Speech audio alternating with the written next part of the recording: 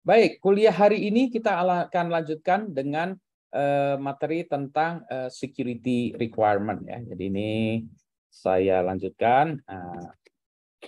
Jadi ini adalah software security requirement. Sudah kelihatan kan ya? Dan sudah satu layar? Oke kan ya? Oke. Nah, biasanya suka kadang-kadang layarnya lupa saya share atau layarnya keluar yang dua, jadi nggak bagus ya nanti kalau dilihat di rekamannya. Baik, kita lanjutkan di sebelumnya. Di sebelumnya kita cerita secara latar belakangnya, segala macam ya. Nah, sekarang kita mulai terjun satu-satu kepada Secure SDLC. Nah, kalau kita lihat di dalam Secure SDLC ini kita mulai masuk ke bagian dari awalnya. Mana ini adalah, saya ambil dulu ya laser pointernya. Jadi kalau Secure SDLC itu mulai ke kanan yang ini ya, yang kita kalau dilihat dari apa sih namanya SDLC yang konvensional, yang hitam ini. Nah, kita mulai dari yang awal ini bagian security requirement ya. Ya, bagian requirement. Nanti termasuk security requirement. Oke. Requirement, ini requirement ada macam-macam ya. Oh, saya ambil contoh requirement yang dari IEEE standard 729 ya, superseded by 24765 tahun 2010. Nah, ini ya nanti kita lihat, oh berarti nanti mestinya harusnya udah ada yang baru lagi ya. Ini kan 2010 ya, mungkin ada yang lebih baru lagi. Ini slide ini belum saya update ya. It defines requirements as requirement itu adalah a condition or capability needed by a user to solve a problem or achieve an objective. Requirement gitu ya. Atau dia juga a condition or capability that must be met or possessed by a system to satisfy a contract, a standard, specification, or other formally imposed document. Jadi ini adalah sebuah kondisi-kondisi atau capability yang harus dimiliki lah kira-kira begitu ya. Nah, kalau dari ini OWASP, nih, Open Web Application Security Project mengatakan bahwa security, kalau tadi requirement biasa ya, kalau ini security requirement is a statement of needed security functionality that ensures one of many different security properties of software is being satisfied. Security requirements are derived from industry standards, applicable laws, and a history of past vulnerabilities. Ini juga ini version 3-nya ya. Jadi definisi dari security requirement itu apa ya.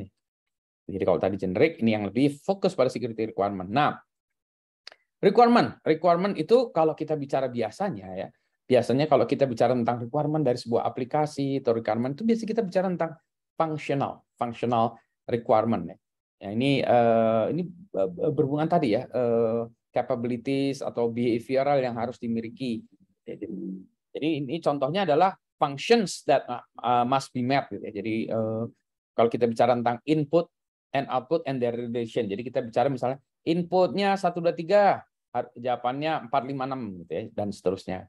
Misalnya kita punya requirement sebuah sorting system. Inputnya misalnya diurutkan dari kecil ke besar. Inputnya berupa angka misalnya ya. Misalnya kita punya angka 7, 1, 5, 4, 3 gitu. Nah, nanti outputnya harus seperti apa. Jadi hubungan antara inputnya apa. Nah, biasanya kita bicara tentang hanya functional aja ya, functional requirements. Nah, ternyata dalam sistem ada hal-hal lain yang tidak terkait dengan fungsional saja. Ya. Nah, ini biasanya ada hal-hal yang lain ya, other properties that must be possessed juga gitu. Contoh, ada security dan ada performance. Nah, yang kedua ini seringkali itu tidak muncul.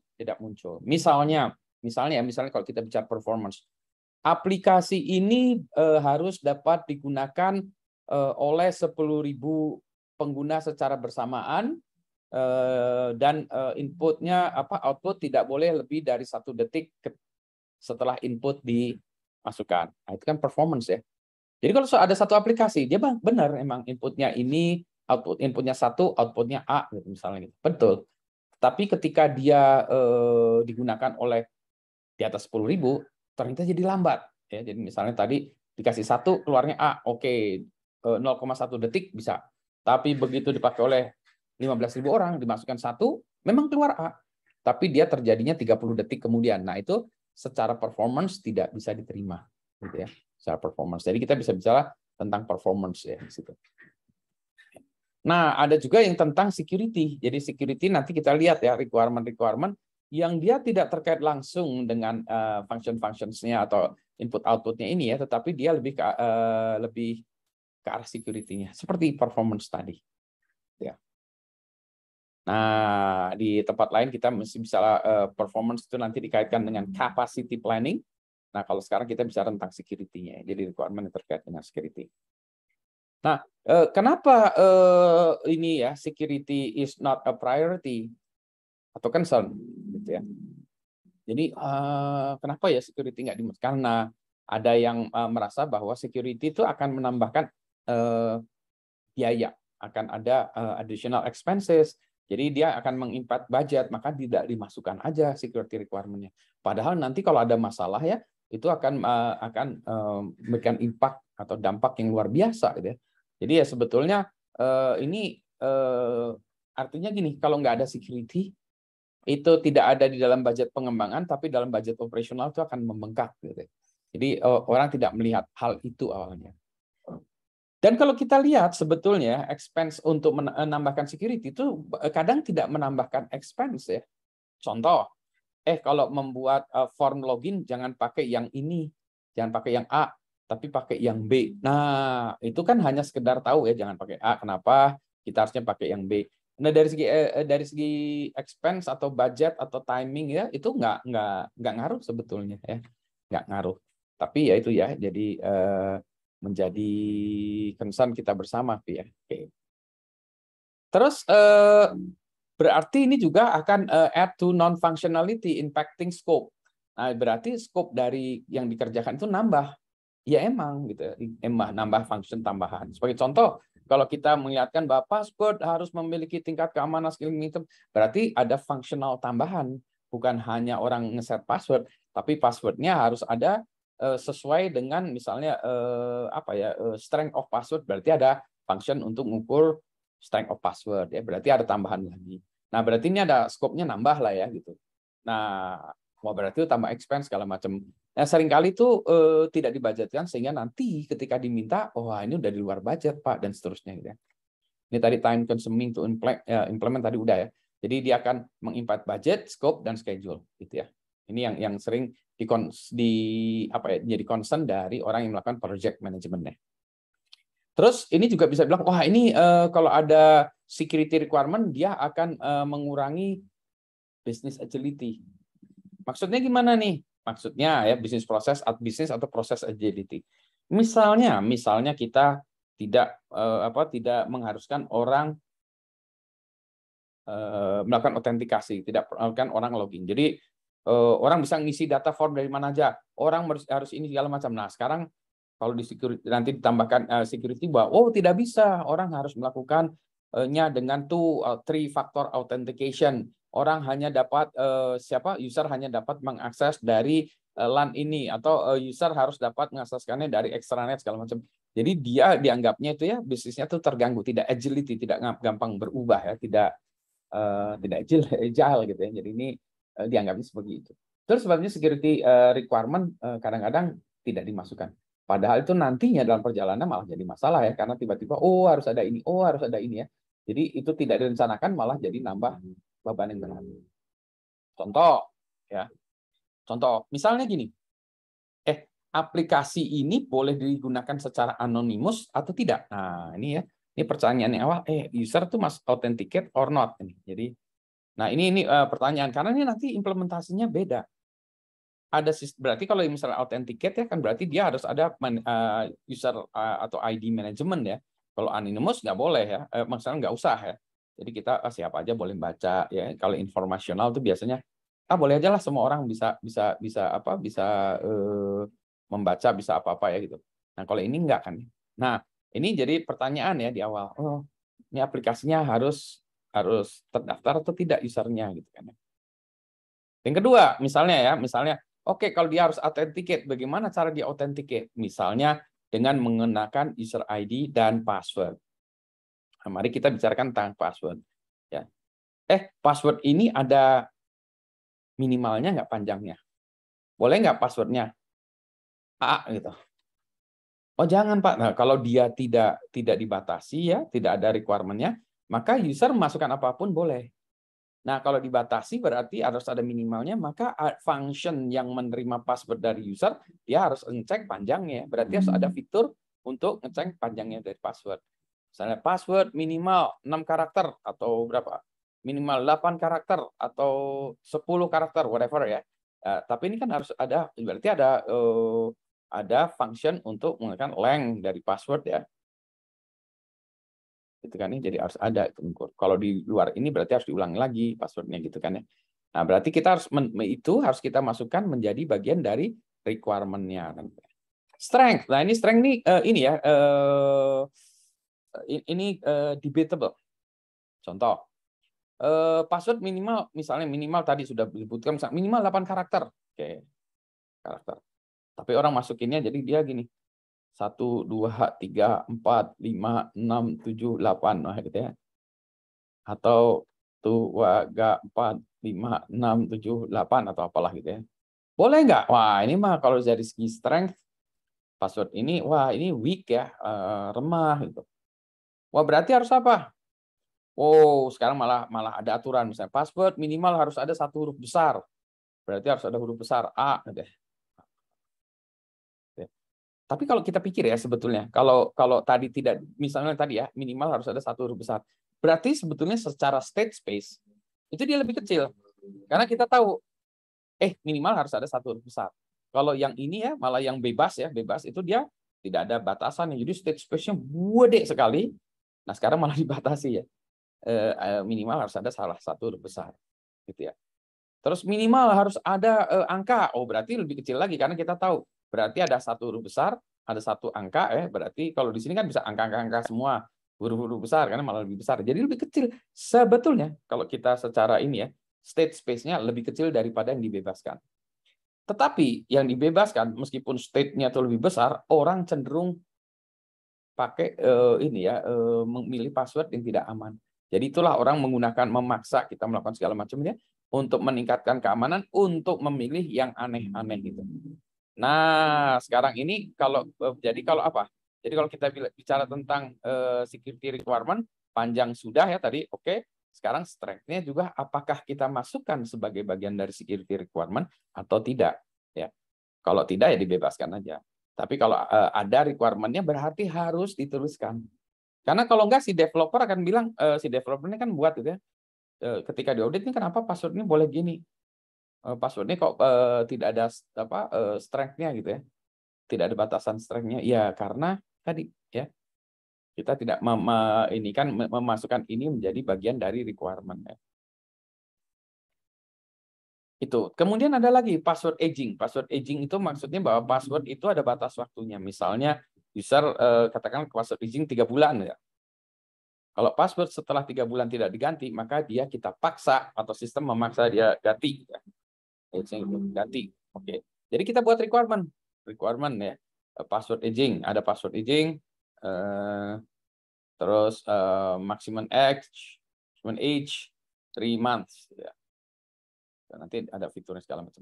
Library-nya banyak untuk melakukan gini ya. Jadi cuma kita harus mengatakan bahwa ini. Kalau enggak, berarti password aging tidak ada. Ya. Banyak sistem yang tidak ada password aging. Kemudian dari password aging juga kalau dipaksa, nanti ada historinya enggak? Misalnya, kalau orang enggak, maka orang akan menggunakan ya, misalnya password aging 3 bulan harus diganti. Maka dia akan buat pakai dengan password nomor 1 ya. Password 1. Nanti dipaksa untuk ganti. Dia ganti jadi password 2 ya. Nanti kalau dipaksa lagi, dia ganti lagi dengan password 1. Ganti lagi password 2. Jadi dia sebenarnya passwordnya cuma 2 ya, cuma bolak-balik. Nah, ada juga yang bilang nggak boleh. Password itu tidak boleh sama dengan 2 atau 3 password terakhir. Nah, berarti dia harus ada historinya gitu. Nah, dengan kata lain, untuk password aja ya, dengan password aja nih untuk contoh ini kita juga sudah bisa buat ya, requirement-nya itu harus dinyatakan. Misalnya untuk 2 ini aja itu ada gitu ya. Berarti dalam requirement-nya untuk urusan password itu adalah seperti ini. Nah, kemudian lagi, kalau user-nya login, kemudian dia autentikasinya dengan menggunakan ID dan password. Kalau password-nya salah, itu user di log out nggak ya? Di log nggak ya? Atau hanya dikasih ini aja, password salah, password salah, password salah, password salah, password salah. Nah, ini how many times sebelum di lock. Ada yang mengatakan, oh kalau 3 kali salah diblokir. Ada yang 5 kali salah diblokir gitu ya, dan seterusnya. Jadi diblokir itu di lock. Sehingga user yang bersangkutan itu tidak bisa login. Nah, permasalahannya apa? Permasalahannya ada tools yang kita lihat, oh usernya misalnya usernya adalah user 1, 2, 3. Kita coba aja berulang-ulang kali sehingga dia lock. Habis itu kita gantiin user 1, 2, 4. Cobain aja lagi supaya di lock. Habis itu user 1, 2, 5. Cobain lock gitu. Jadi sebetulnya kita bisa buat script untuk membuat sistem ini menjadi bermasalah untuk semua usernya kan ya. Akibatnya apa? Kalau ini di lock, maka sistem bisa nggak berfungsi. Maka customer services-nya dia atau help desk-nya itu diteleponin sama banyak orang gitu ya. Sehingga malah sistemnya nggak berjalan karena ada tools untuk melakukan locking itu. Kalaupun user terlock, gimana tuh how to unlock-nya gimana caranya gitu ya. Resepnya tuh gimana ya? Misalnya tadi, oh kalau di lock kirim email. Oke, kirim email ke email yang sudah diinikan terus di unlock, atau kirim SMS atau kirim WhatsApp atau kirim apa gitu, how to unlock ini harus, atau harus nelpon CS, nanti CS men-challenge dengan apa ya, password atau kredensial yang ada di situ ya. Nah ini juga perlu pemikiran panjang ya. Nah, password ketika ditampilkan dia juga must be shown with asterisk atau hidden nih, maksudnya hidden ya. Jadi kalau kita ngetikin password, cetek keluarnya ini, gini, gini, gini, gini, gitu ya. Ada nggak fitur untuk melihatnya? Ya, jadi misalnya view, biasanya ada ya view yang ada matanya gitu ya, bisa dilihat nggak? Password boleh dilihat nggak? Nah itu juga fitur itu harus ada nggak gitu ya? Must shown with asterisk, tapi ada lagi. But there is an option gitu. To show, ya misalnya to show what the user type ya. Gitu ya, kita bisa itu supaya ada tanda matanya supaya bisa kelihatan. Atau nggak ada lah Pak, semuanya harus bintang aja, udah nggak ada fitur ini. Nah, semuanya ini tuh untuk menunjukkan bahwa ini tuh yang disebut-sebut tadi yang dicontohkan ini adalah security requirement dari passwordnya. Jadi ketika disertakan ya, ini menjadi bagian dari requirement yang harus nanti dikodingkan oleh developer. Gitu ya. Ini contoh bagian dari security requirement. Itu tadi ya, ini yang tadi harus chat authenticate atau enggak. Kalau authenticate gimana caranya? Nah, nanti juga di sini untuk tadi ya, untuk melakukan autentikasinya itu pakai apa gitu ya. Misalnya harus minimal tuh FA atau nggak usah gitu. Misalnya hanya pair ID password gitu ya. Atau pakai mungkin certificate, digital certificate atau apa ya. Atau apalah gitu-gitu ya. Jadi ini juga authenticate-nya harus kasih cek juga ya. Berikutnya lagi, contoh security requirement. Sebentar. Concurrent access dibolehkan atau enggak? Jadi ketika tadi kan orangnya harus login katakanlah ya. Boleh enggak pada saat yang sama saya membuka aplikasi tersebut, ya saya lagi login di komputer. Komputer lagi login. Oke, cek, nggak apa-apa. Boleh nggak saya buka lagi di handphone? Login dengan yang sama. Boleh nggak? Nah, ini pertanyaan nih. Boleh nggak concurrent ya? Jadi pada saat yang sama, account itu dibuka di 2 tempat. Boleh nggak? Nah, tergantung dari aplikasinya.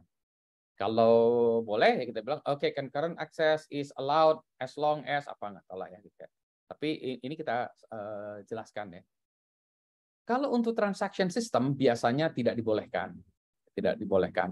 Jadi kalau saya membuka, katakanlah sebuah aplikasi apa ya, web, internet banking di komputer ya, pakai HTTP, pakai browser, kemudian saya buka juga pakai browser di handphone, bukan pakai apps ya, pakai browser juga di handphone, maka dia bilang, ini ada dua, kamu sedang login di tempat lain.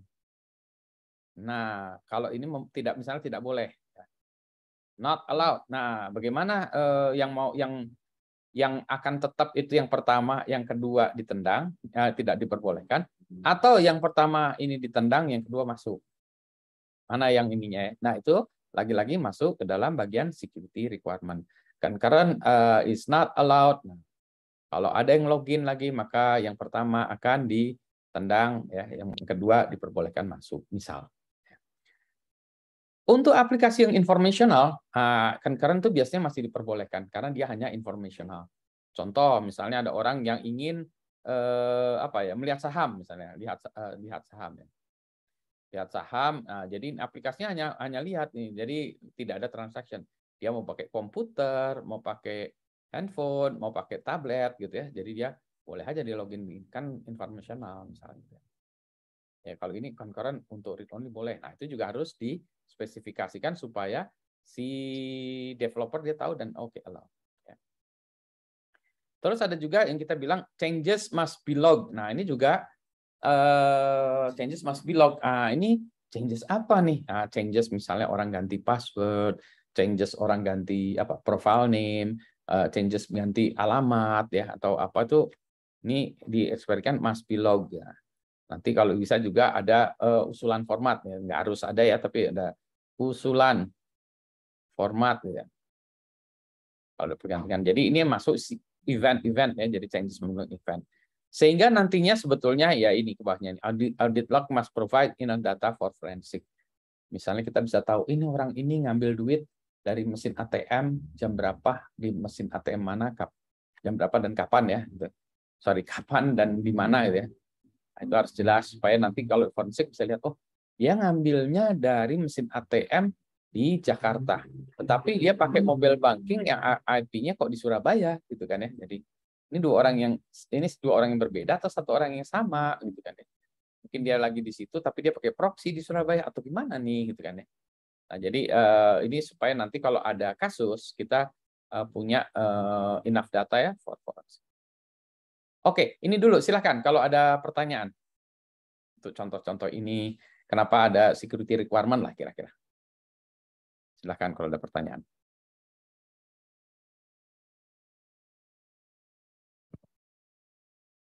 Silahkan. Kalau tidak ada, nah sebentar saya dulu ya. Kalau tidak ada, kasih jempol supaya saya bisa terus. Kalau ada pertanyaan, silahkan tanya. Oke,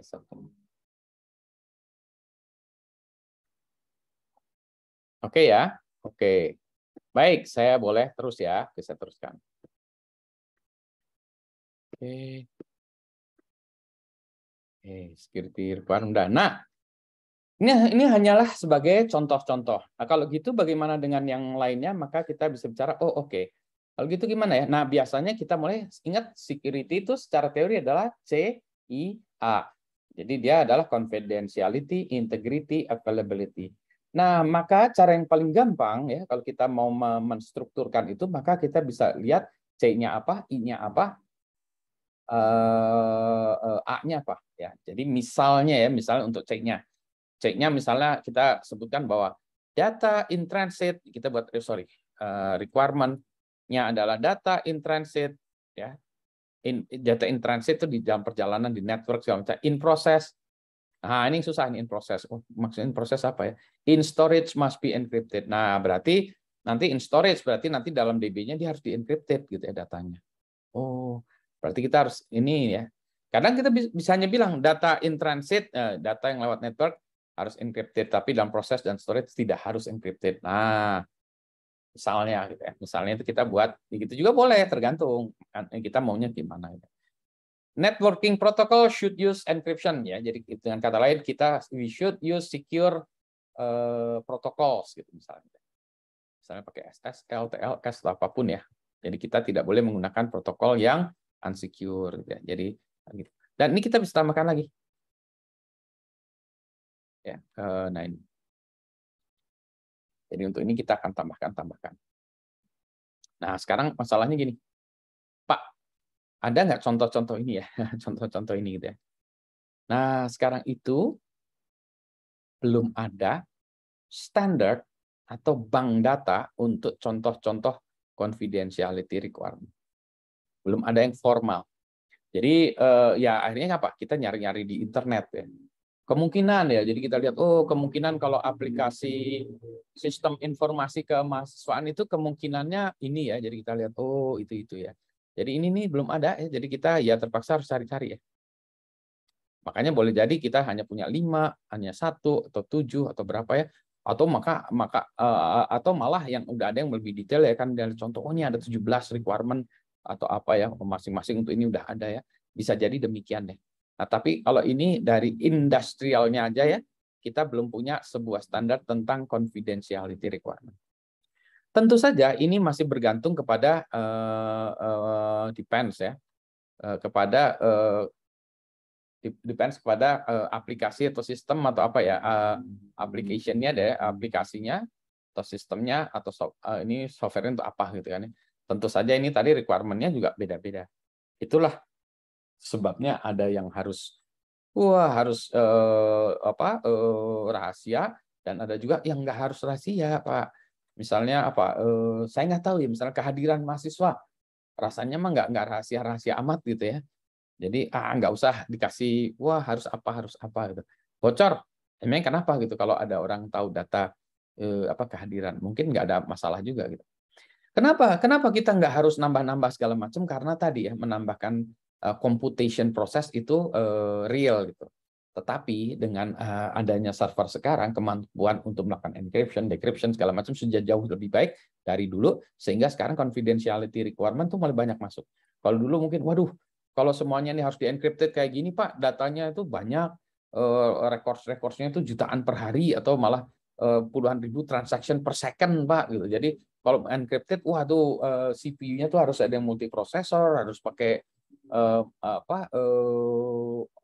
tambahan card untuk melakukan encryption dan lain sebagainya. Jadi cost-nya bisa jadi mahal. Karena tadi untuk ngejar performance. Jadi security ini juga dijalankan, tapi tiba-tiba performance-nya jatuh, degrade ya, maka harus tambahin lagi. Nah, itulah sebabnya memang kita tidak harus semuanya super secure ya. Nanti kalau kita lihat di belakang itu nanti ada namanya risk analysis ya. Kita akan melihat mana-mana yang perlu diamankan. Jadi kita pengamanan itu secukupnya ya. Nah, sekarang definisi secukupnya itu seberapa gitu ya. Karena ya ini memang susah ya, namanya secukupnya itu seperti apa ya. Ini juga depends on application, aplikasi ASICS misalnya kehadiran mahasiswa dengan aplikasi nilai mungkin beda ya levelnya. Terus dengan aplikasi transaction banking mungkin beda nilainya dengan aplikasi peminjaman alat di lab gitu ya. Atau peminjaman buku di perpustakaan juga beda juga ya tingkat keamanan.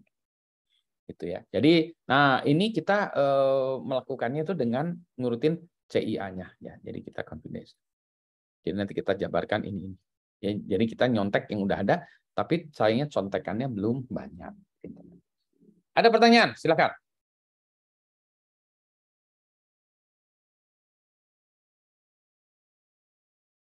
Belum ada? Kalau belum ada dan sudah oke, kasih jempol supaya saya bisa lanjut.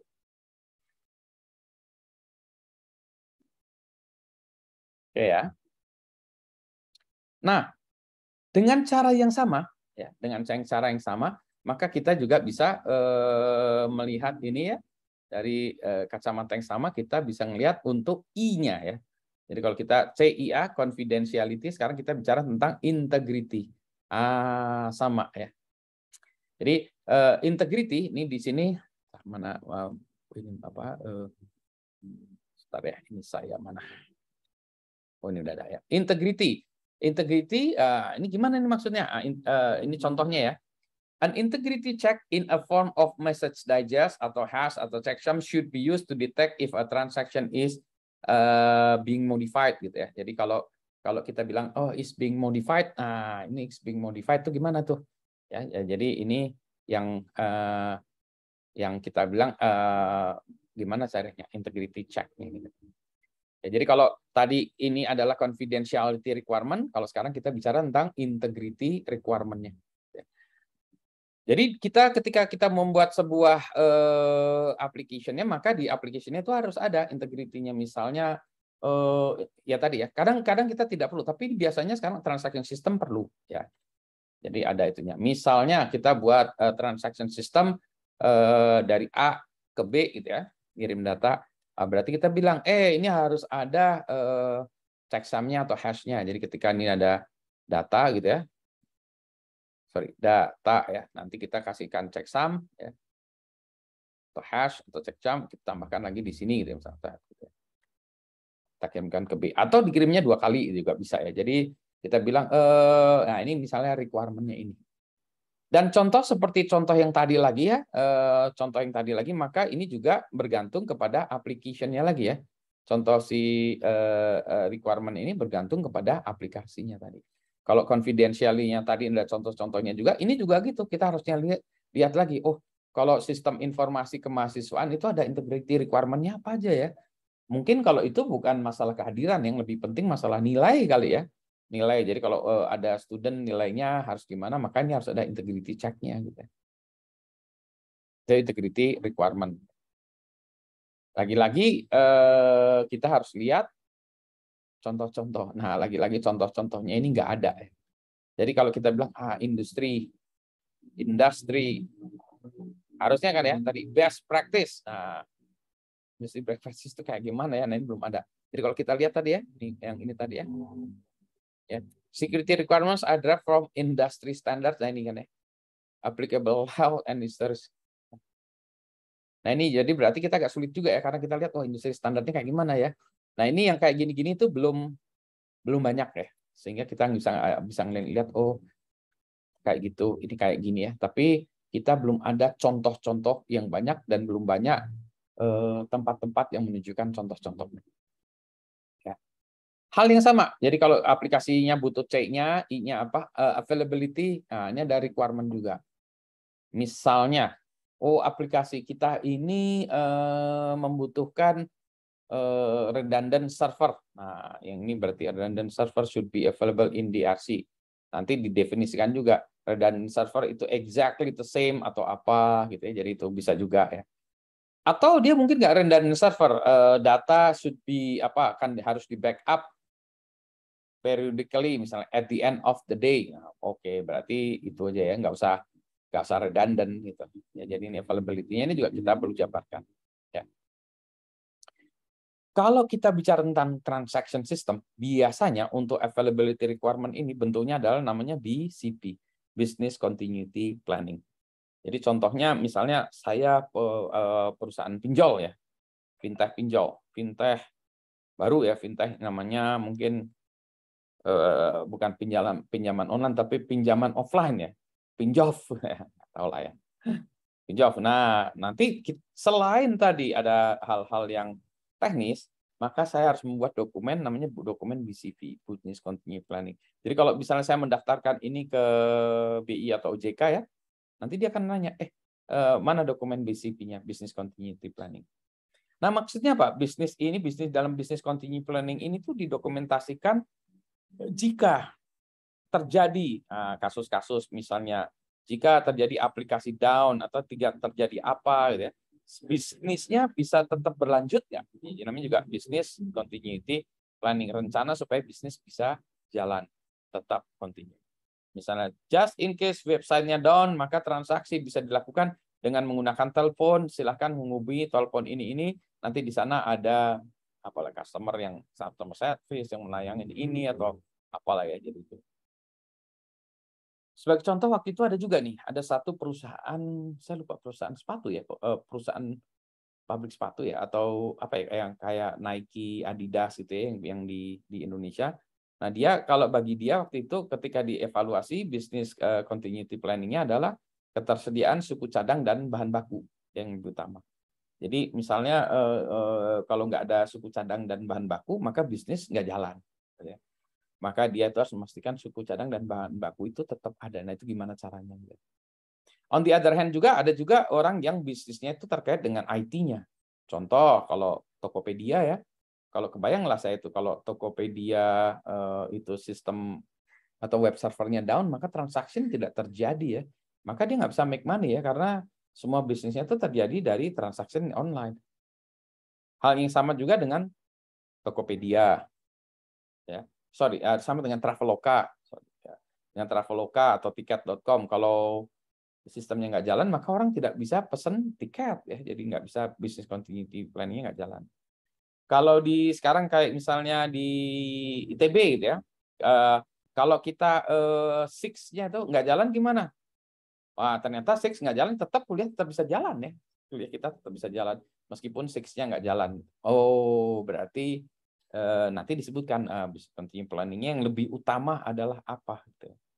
Misalnya kalau di kampus yang lebih utama adalah listrik harus jalan mungkin ya. Soalnya kalau nggak ada listrik di kampus itu nggak bisa kuliah. Dulu pernah kejadian ya berapa kali, ini saya lupa tahun berapa ya, waktu itu ini sumber pasukan listrik ke ITB itu benar-benar udah mau penuh lah. Kita benar-benar crunch ya, jadi dari PLN pun nggak bisa supply tambahan. Jadi listrik ITB mati karena bebannya terlalu tinggi. Itu menarik juga, karena kuliah terhenti. Jadi orang-orang nggak bisa kan kuliahnya apa? Kenapa? Kuliah pakai LCD projector semua kan sekarang ya. Jadi kalau ngajarin di papan tulis kayak saya ini, wah berarti saya harus jelasin papan tulis deh. Yang ini masih bisa ya, tapi ada beberapa yang nggak bisa kalau nggak pakai listrik ya. Misalnya eksperimen ya, labnya lab apa? Kalau kita lab rangkaian listrik gitu ya, listriknya mati, nggak bisa gitu kan ya. Semuanya harus pakai rangkaian listrik, harus pakai osiloskop, harus pakai sinyal generator dan lain sebagainya, nggak bisa jalan. Nah berarti gimana ya kayak gitu ya. Maka waktu itu BCP-nya setiap lab punya genset portable.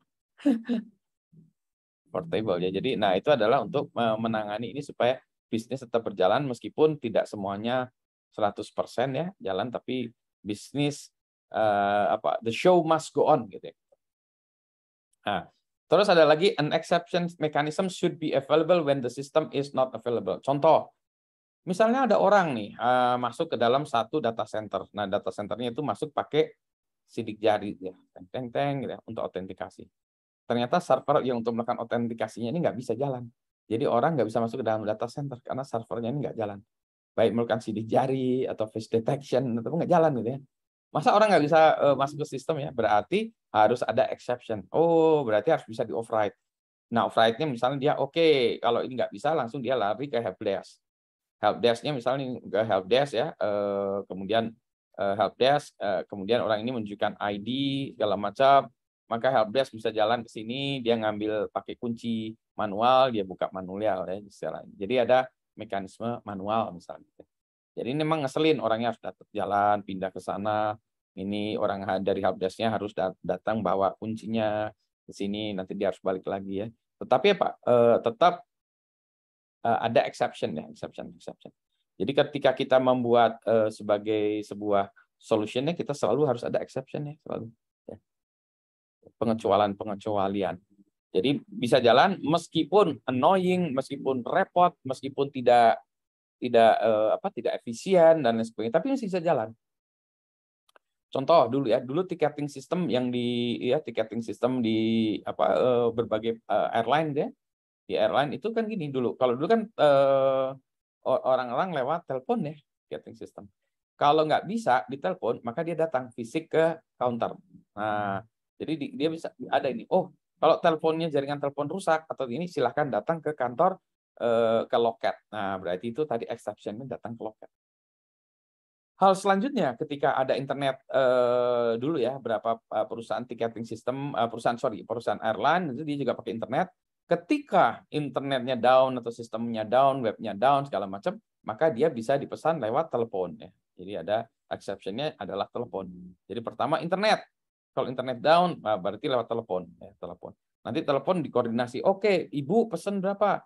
Oh, kursi nomor 7 ABC, oke, catatkan Mbak C. Terus dia telepon belakang, itu ABC udah diambil sama ibu ini ya, oke, dicatatkan di pusatnya gitu.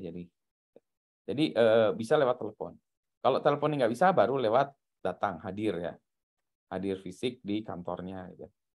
Nah, jadi bertahap gini ya, bisa begitu. Nah, ini adalah contoh-contoh untuk requirement yang terkait dengan availability.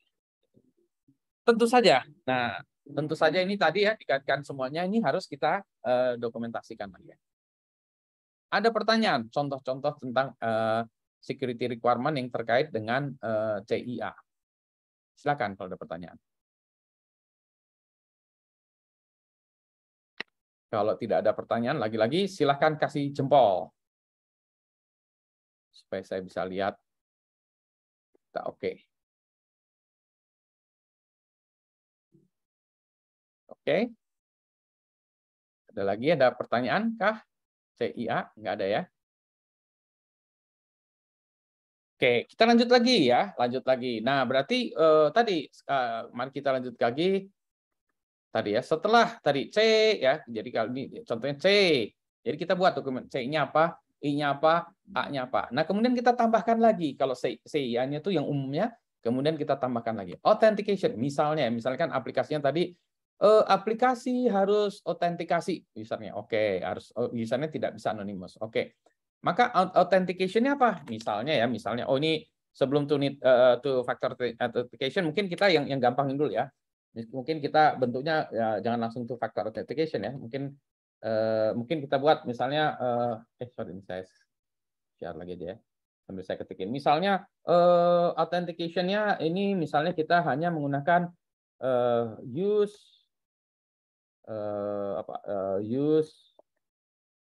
ID and password misalnya.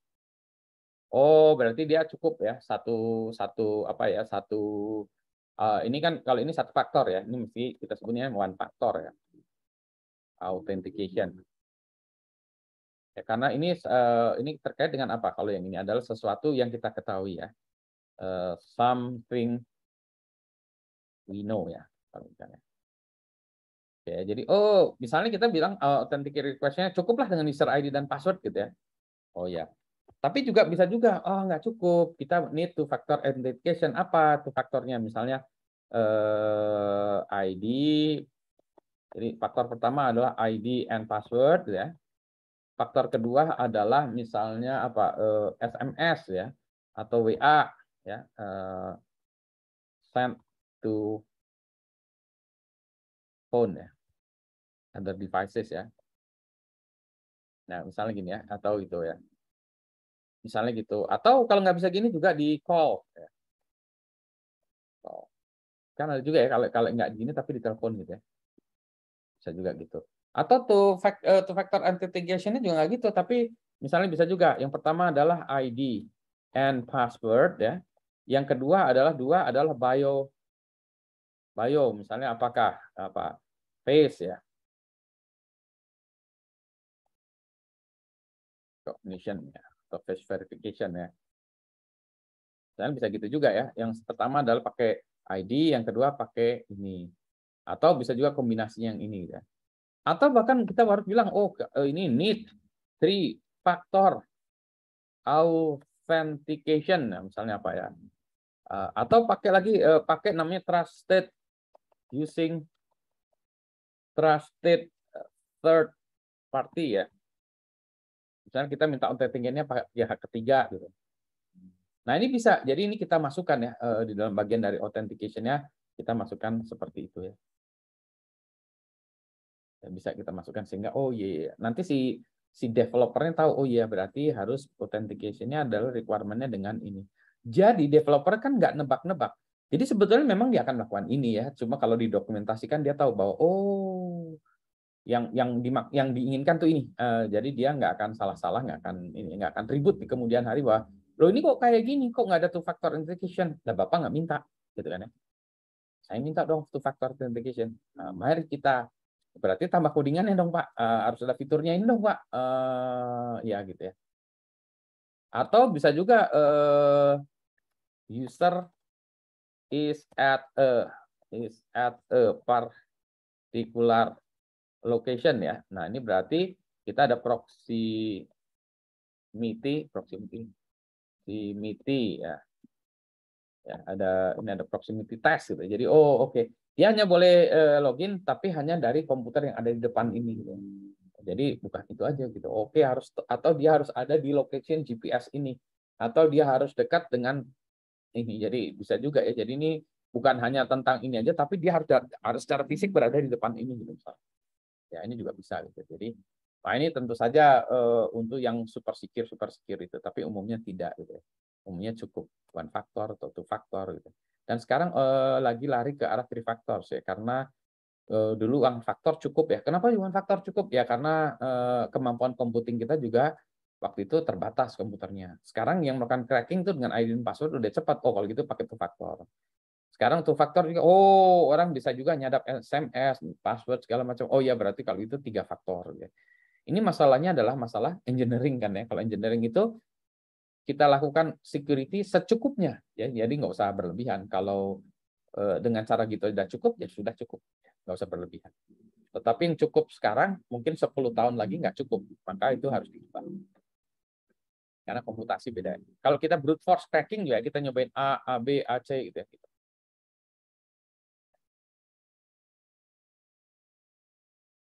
Ya, terus ada lagi apa lagi? Nah, jadi ini misalnya gini ya dan seterusnya. Jadi ini kita ambil ini hanya contoh-contoh aja ya. Nah, ini yang kita dokumentasikan di authentication requirements dari dokumen. Ada pertanyaan? Atau boleh terus, silakan. Kalau mulai terus jempol. Izin Pak. Yes, silakan. Memang sih masalah autentikasi itu rumit ya Pak ya. Kadang kita buat password kayak gini, kita serahkan ke orang itu. Kadang dia ngebagi password dan itu ke tempat yang lain seperti itu. Malah dia bisa ngakalin gitu. Dengan menggunakan password yang kita kasih, dia membuat service baru dan kemudian share data dengan akses seperti itu. Memang ada nggak teknologi yang bisa mendeteksi bahwa yang melakukan login itu adalah mesin atau orang? Karena ketika kita kasih akun, itu mestinya kan orang yang pakai. Ya. Tapi kenyataannya dia bisa membuat robot gitu. Robot. Jadi dia bisa membuat web service, mengquery data seperti itu. Nah, inilah kemungkinan gejala yang terjadi akhir-akhir ini seperti itu.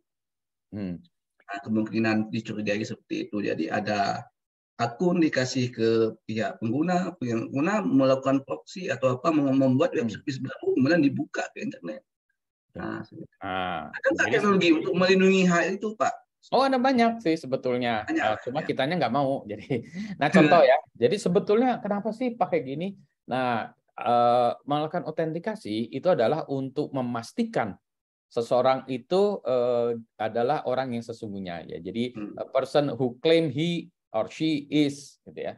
Jadi misalnya saya Budi Raharjo, gimana tahunya Budi Raharjo? Oh, kalau fisik kan kelihatan. Oh, Budi Raharjo yang ini mana kartunya, mana ininya. Jadi bisa itu kan kalau kita fisik itu Budi Raharjo kayak gini. Kalau fisik saya kan susah menyaruh sebagai seorang perempuan. Wah, ini jenggotan kalau macam bukan perempuan Bapak gitu kan ya.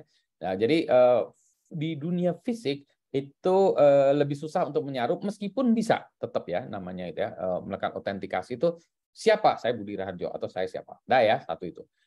Begitu kita pindah ke dunia cyber, maka kita hilang aspek fisiknya tadi. Jadi kalau kita misalnya dari mana ini Budi Raharjo boleh membuka kuliah ini? Oh dari mana nih dia taunya Budi Raharjo? Maka langkah yang paling lazim dilakukan yang paling gampang adalah dikasih ID. Ini Budi Raharjo, user ID-nya Budi Raharjo. Ini password-nya. Itu yang paling gampang. Itu yang paling awal sekali gitu ya. Bahkan awal sekali dulu nggak pakai password. Pokoknya masuk ke sistem, masukin ID-nya gitu ya. Oh, masukin ID-nya udah selesai gitu ya. Oke. Nah, habis itu mulai susah. Kalau gitu ID sama password. Oke. Hal yang sama juga, misalnya masuk ke mesin atau ke ini pakai kartu gitu ya. Nah, kartunya disuruh orangnya kamu pakai kartunya ini, di tap ya, dia masuk, orangnya orang lain gitu kan ya. Nah, jadi mulailah meningkat lagi. Oh, kalau gitu maka kita men-challenge lagi tadi. Kalau ditanya user ID dan password, gimana saya tahu ini bukan robot, ini orang yang bersangkutan ya, maka di-challenge lagi. Misalnya kalau sekarang user ID dan password, gimana ini meyakinkan ini bukan komputer, tidak di brute force, maka orang menggunakan CAPTCHA kan gitu kan ya. Misalnya contohnya CAPTCHA-nya pakai kata, tahu, pakai gambar, pakai apa lagi gitu ya. Nanti CAPTCHA yang terakhir itu yang rada complicated disuruh menyelesaikan persamaan. Itu malas banget. Persamaan akar 3 pangkat ini ditambah ini segala macam. Walah, itu mah orang biasa juga udah pelik ya, nggak mau gitu ya. Nah, Jadi memang itu membedakan manusia dengan robot. Terus manusianya juga manusia yang itu gitu kan ya. Maka sekarang ditambah bukan hanya user ID dan password, kartunya juga, wajahnya juga. Nah, atau sidik jarinya juga atau retinanya juga. Kalau udah itu lagi, bukan hanya itu aja ditambahin lagi, di-challenge, ditanya segala macam ya. Suruh melakukan liveness segala macam ya untuk ini. Nah, sebetulnya kita bisa menambah tingkat kesulitan, tetapi itu juga menambah ketidaknyamanan kita dalam mengoperasikan. Gitu ya. Maksud kita, yang normal itu harusnya tidak dipersulit, tetapi yang abnormal itu sulit sehingga dia tidak akan melakukannya karena sulit. Bukan berarti nggak bisa ya, tapi sulit gitu. Misalnya, bisa melakukan impersonate, tapi dia butuh biaya 3 miliar. Kalau dia memang tahu bahwa ini datanya harganya 10 miliar, ya 3 miliar dia eksekusi juga. Ya, tapi bukan sembarangan orang lewat curi data ya gitu. Nah, jadi kita lagi-lagi tingkat kesulitan seberapa yang masih bisa kita terima, kita merasa nyaman, tingkat keamanannya secukupnya. Nah, itu yang biasanya tarik ulurnya. Tapi mekanisme bisa sih, bisa macam-macam. Misalnya begitu masuk login, oke nyanyi dulu. Wah, kita nyanyi gimana sih kalau harus nyanyi gitu ya. Jadi ya itu ya. Jadi kebutuhan itu. Nah, yang paling normal adalah dengan menggunakan ID, password ya. Jadi itu what you have, what you know, what you are itu yang paling normal begitu. Itulah sebabnya biasanya sekarang untuk transaction system masih 2 factor authentication. Nanti akan bergerak jadi 3 factor authentication. Karena harganya sudah makin murah dan makin doable secara komputasi. Gitu. Ada lagi. Nah, kalau dulu ya dari segi pengembang kita harus membuat ini semua. Kita harus buat softwarenya, kita harus buat library-nya, kita harus buat apa-apa ya. Kalau sekarang lebih baiknya lagi tuh sudah banyak tools, library, modul yang untuk membantu kita melakukan authentication tadi. Sehingga yang menjadi masalah bukan hanya itunya, tapi adalah kita tahu aja, ini library-nya yang ini, cara pakainya gini ya sudah, gitu kan ya. Jadi kalau yang lebih bagus adalah kita tidak harus mendevelop itu semua, kita gunakan yang sudah ada saja. Ya, selalu kita leveraging knowledge, leveraging what have been done by other people. Gitu. Jadi kita do not reinvent the wheel, gitu ya. Jadi kalau misalnya ada, kita pakai yang sudah ada. Selalu benar gitu. Oke, ada pertanyaan lagi tentang authentication sebelum kita maju? Tidak ada ya. Oke, kita melaju. Nanti kalau ada pertanyaan lagi silahkan ya. Oke, kita melaju lagi ya setelah authentication. Nah, authentication itu untuk memastikan klaimnya ya. Misalnya saya Budi, oke. Nah, setelah diklaim, authentication bilang saya Budi, apa Budi? Maka kita bicara tentang authorization requirement. Jadi authorization. Budi di-authorize untuk melakukan apa? Nah, biasanya model yang dilakukan sekarang, ini orang-orang ini dimasukkan ya, authorization itu dimasukkan ke dalam roles ya. Bisa macam-macam, tapi yang umumnya adalah authorization requirement. Jadi kita buat di sini tuh adalah tambahan jadi roles ya. Nanti berarti kita role based ya, access control. Roles. Nah, misalnya ada roles-nya apa? Dia adalah user misalnya. Kalau misalnya kita buat di transaction system, misalnya dia adalah customer, ada merchant, ada admin atau yang banking, ada payment, gitu, ada macam-macam ya. Jadi, roles-nya tadi misalnya saya mengautentikasi. Anda siapa? Budi Raharjo. Oke, tunjukkan ini passwordnya ini tuh authentication-nya ini. Oke, berarti Anda itu customer ya misalnya. Maka, customer ini setelah diidentifikasi, maka baru disebutkan access control. Biasanya ini nanti diringkan dengan access control ya, digabungkan. Misalnya, customer is only allowed. Ya, jadi dia hanya to see his atau her own store misalnya. Jadi dia nggak boleh lihat lagi gitu ya. Jadi kita bilang berarti gitu ya. Nanti rules-nya apa gitu. Tapi kalau admin, misalnya admin bisa melihat customer dan merchant misalnya ya. Ini nggak tahu ya, tergantung dari bisnis prosesnya seperti apa. Contoh, kalau di dalam sistem informasi kemahasiswaan, misalnya di SIX gitu ya, mahasiswa bisa melihat bahwa dia sudah absensi atau belum, sudah presensi atau belum. Dosen bisa melihat siapa saja yang sudah mengisi kehadiran. Tata usaha, dia bisa melihat kelas-kelas lain. Kalau dosen mungkin ya hanya bisa melihat kelasnya dia. Kalau mahasiswanya dia bisa melihat rekodnya dia sendiri ya, nggak bisa melihat mahasiswa yang lain. Kalau tata usaha mungkin dia bisa melihat di salah satu fakultas. Nah itu ini ya tadi. Jadi mulai authorization ini kita biasanya terkaitkan dengan rules, ya, dengan akses kontrolnya. Jadi roles, nanti roles ini diterjemahkan jadi akses control. Ini yang lazim ya, tapi kita bisa juga ya melakukan hal-hal yang lain. Nah ini barulah kita buatkan. Oke. Berarti nanti kita bilang ini role-nya ada 4 gitu ya. Ya nanti kita bisa buat ini ya.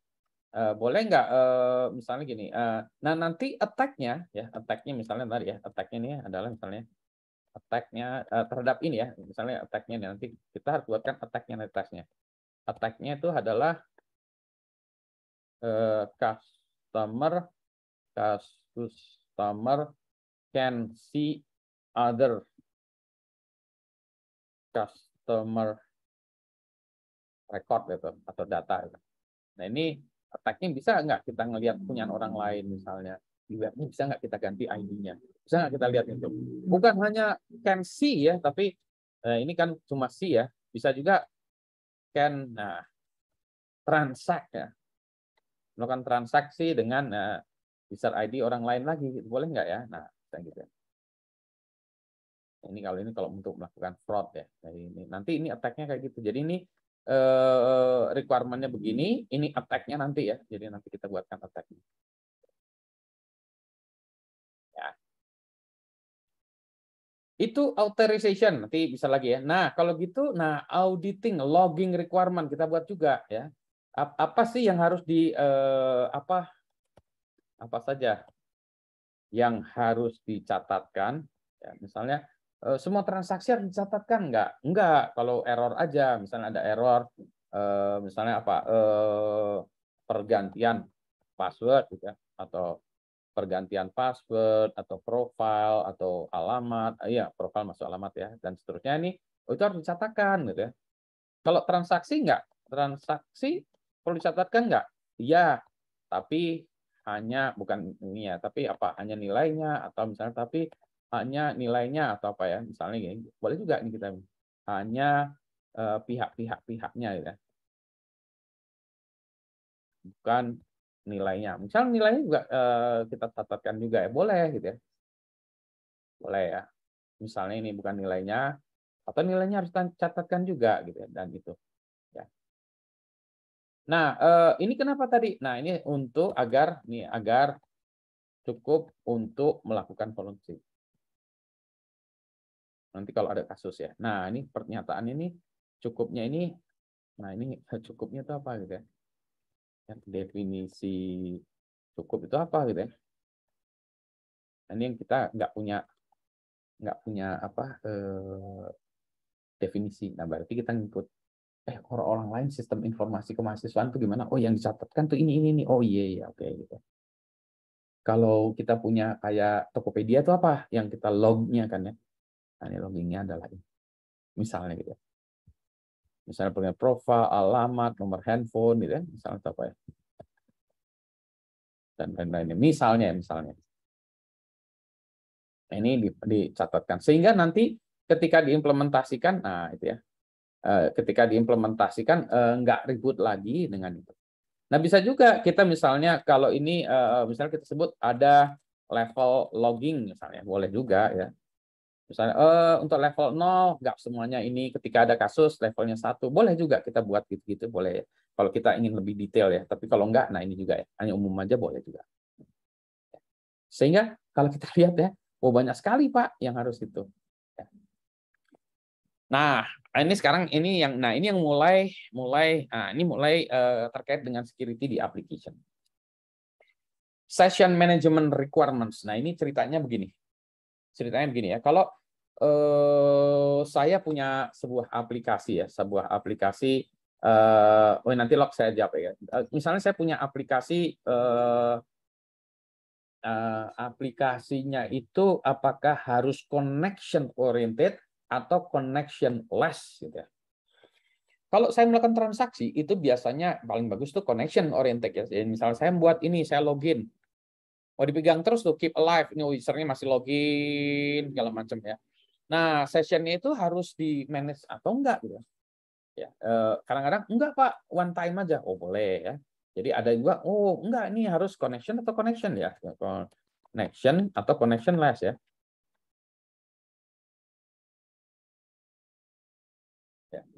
Connection atau connection less. Enggak harus Pak. Kalau connection gimana gitu ya? Memanage sessionnya. Oh dia harus connection, jadi habis login sekali terus dia ini segala macam. Nah ini nanti how implementasinya, misalnya tadi how to implementasinya dengan menggunakan cookies. Nah tapi cookies dicuri sekarang cookies. Jadi kalau kita cookies, jadi orang-orang kalau hanya cookies masuk ke sistem, oh cookies itu ternyata nggak cukup ya.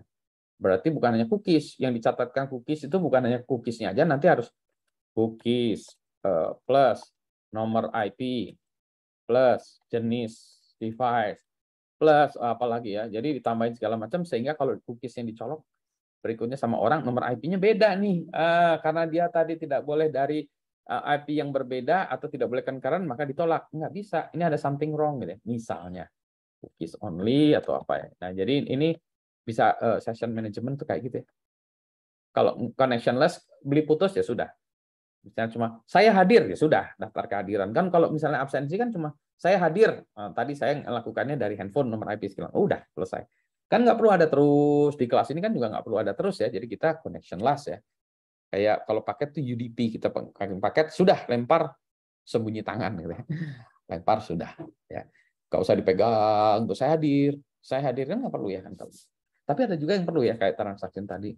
Tapi kalau transaksi ini sampai berapa lama cookiesnya? Misalnya ada orang login ke internet banking 3 hari 3 malam, something long juga ya. Session manajemennya ini, kayaknya ada time out-nya juga ya. Kalau dia tidak melakukan transaksi setelah 10 menit, ya dianggap time out, harus login lagi dan lain sebagainya. Jadi ini ada juga kalau connection ada time out-nya nggak ya? Time out ya.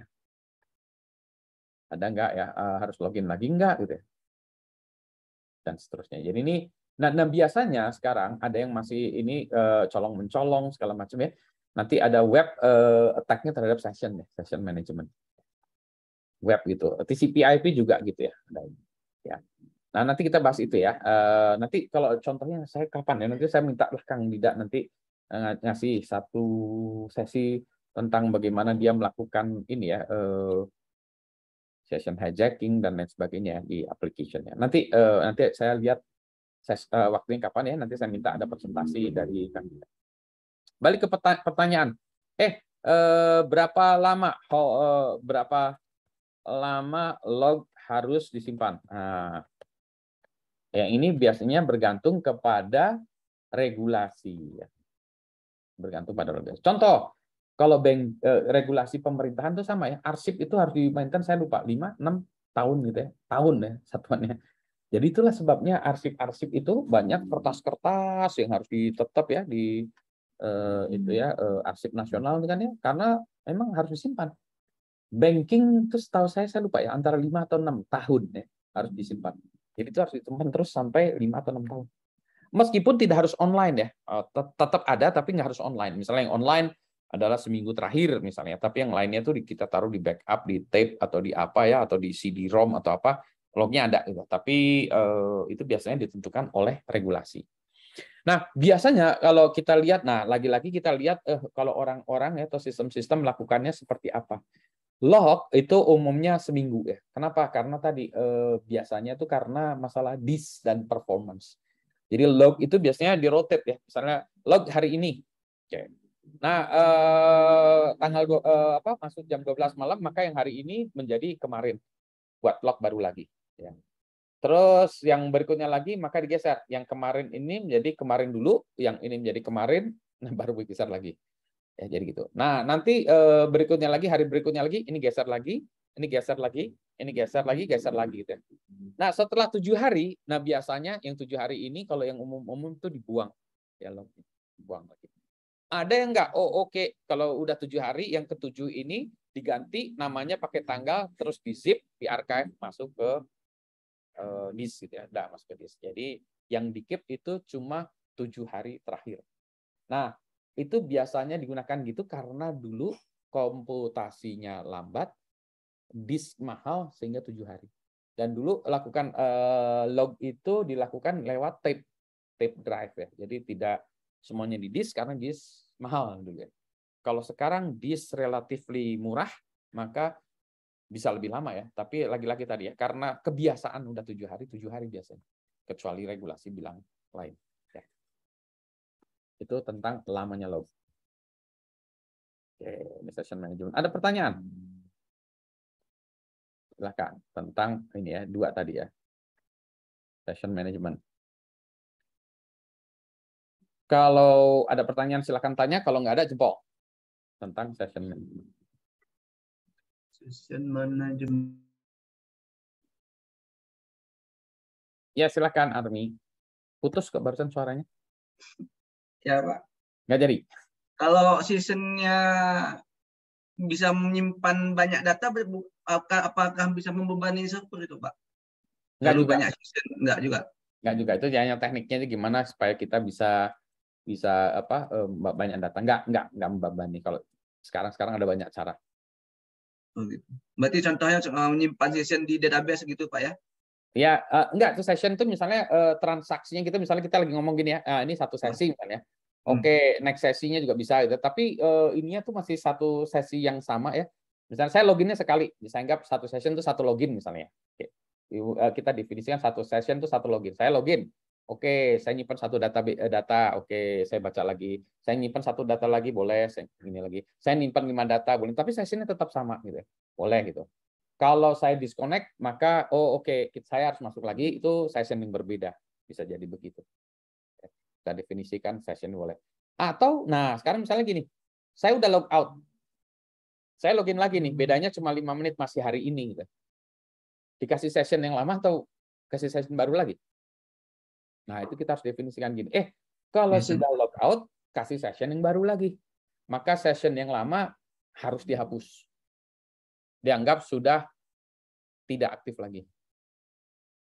Ada beberapa aplikasi yang lucu juga ya. Kita udah log out, cookies-nya kalau kita pakai lagi masih bisa tuh. Jadi sebenarnya kita bukan logout ya, time out ya. Kita lagi login, terus kita nggak ngapa-ngapain, udah lama kan ya. Oh ini karena kita misalnya time out-nya 10 menit, kita nggak ngapa-ngapain setengah jam, terus kita mau lagi ini, udah putus gitu ya. Nah, ternyata kalau cookies-nya kita pakai lagi, kita reconnect lagi, kita cookies-nya masih jalanin lagi, dia connect lagi, kita nggak perlu login lagi. Nah, mau gitu, atau kita harus login lagi. Nah, yang itu sebentar ya. Kalau harus login lagi, ya harus dari awal lagi, Pak.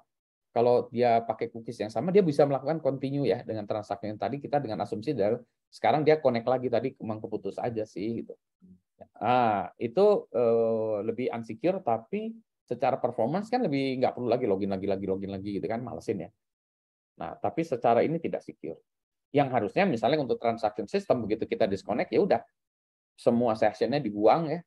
Nanti kita harus login lagi, create new session lagi. Jadi kalau ada orang curi cookie kita segala macam masuk lagi nggak bisa. Karena itu udah time out gitu. Ya.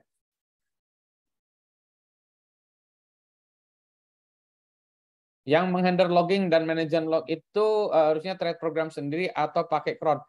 Biasanya kalau kita menuliskannya itu pakai program sendiri dalam aplikasinya. Yang memanage lognya, filenya tadi itu di luar aplikasinya, bisa begitu. Jadi kalau saya nuliskannya, saya mau mencatatkan ini, oke, user ini, misalnya tadi di web ya, contoh yang paling gampang itu Apache ya, Apache Nginx juga sama. Kalau ada orang connect, dia tuliskan di log. Ada orang connect request, HTTP request-nya itu di log ya, dicatatkan di log.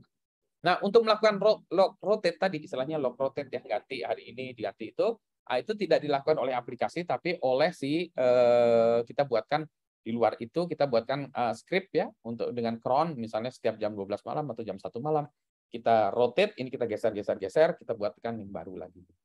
Nah, perlu diingat, ketika sebetulnya dari hal file naming segala macam, di dalam Unix file itu yang lebih penting itu namanya ID-nya ya. Sebenarnya file itu ada ID-nya ya, ID dari filenya itu bukan namanya ya sebetulnya. Jadi kalau saya punya satu file ya, kemudian filenya itu kita rename atau kita move, itu ID-nya tetap sama ya. Jadi misalnya kita lagi open file ID 7373 gitu ya.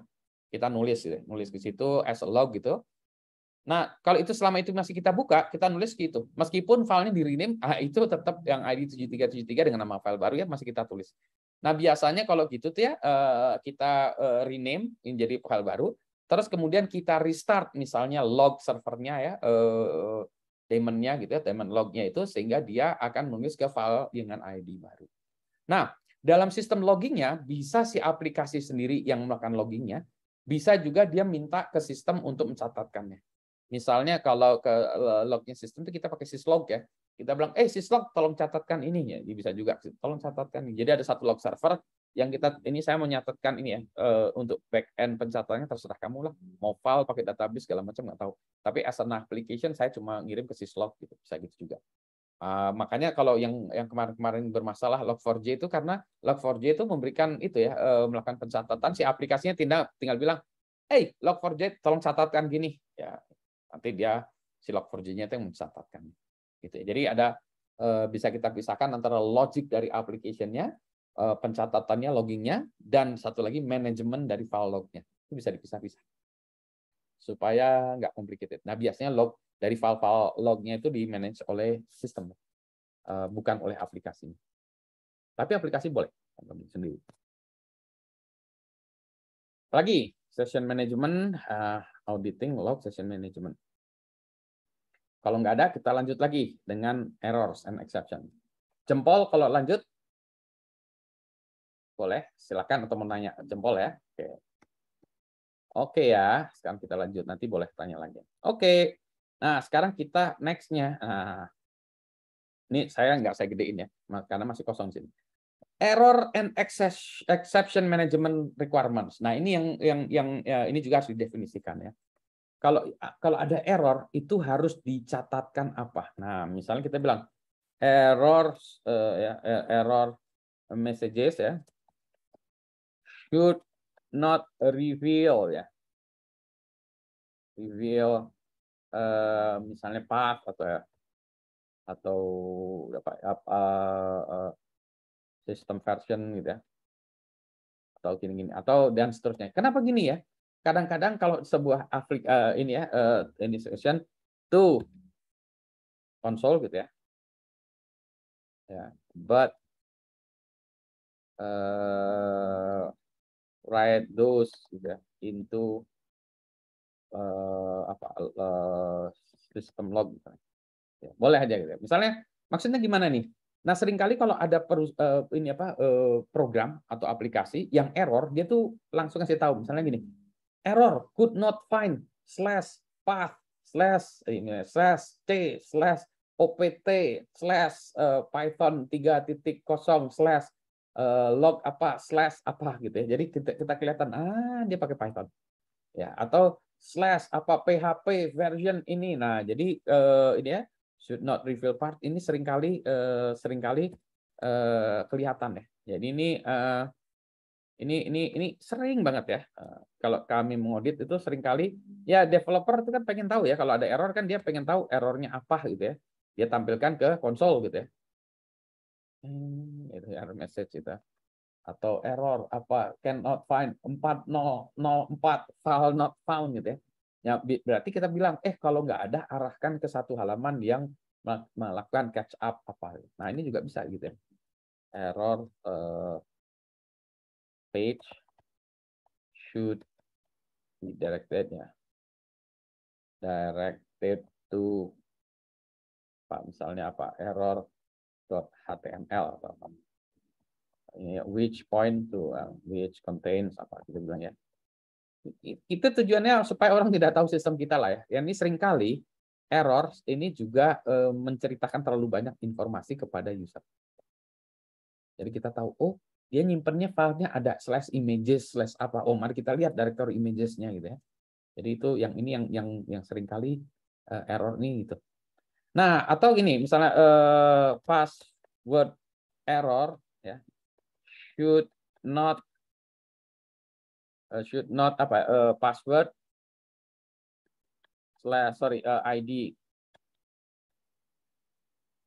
password error should not apa ya jadi maksudnya gini apa tidak boleh apa membuat distinction between ID-nya atau which one should not Tidak make distinction.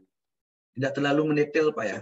Bukan distinction whether ID or whether ya nanti password is the one is the error one. Jadi gini. Ya.